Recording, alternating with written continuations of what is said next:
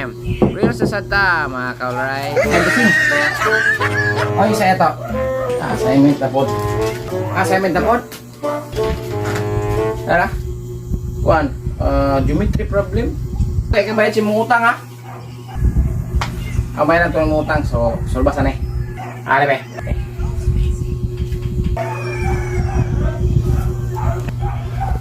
Okay, so mo lagi ako ni, pero geometry na po siya. So atong mga niyagi is mga work, mga age, so geometry ni.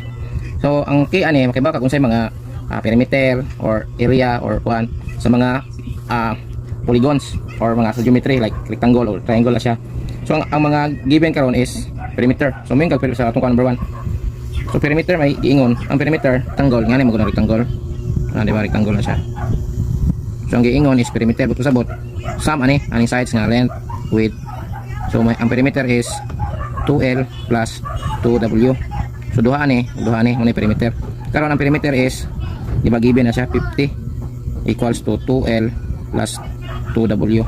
Karon na given sad nga ang length daw is 5 cm more than width.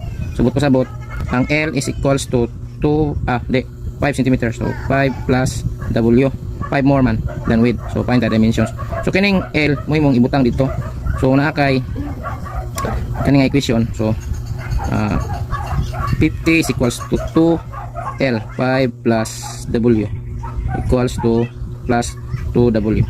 So may mo na siyang distribute nimo 10 plus 2W plus 2W 50. So yung mo na i-simplify kining 10 balin mo dire. So 50 minus 10 equals to 4W. So 14 equals to 4W. Tamboy lo on W is equals to 40 over 4. So 10. Karon ang length is, ang width is 10 centimeters, then ang length is 5 plus W. So 5 plus 10, so length is 15 centimeters. So yung anak kasimple mga ka-right. Okay, so alita sa number 2. Ang number 2 is triangle na po, perimeter is 36. So triangle is usually yung anak ato lang gimong right triangle ni kay kon.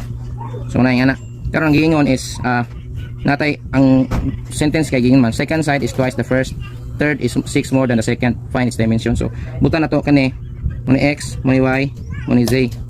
Karon x is first side, y is second side, z is third side para makuha nato tong equation. So ang gingon una is second side, so y is twice the first, 2x. Then ang third z is equals to 6 more than a second, so 6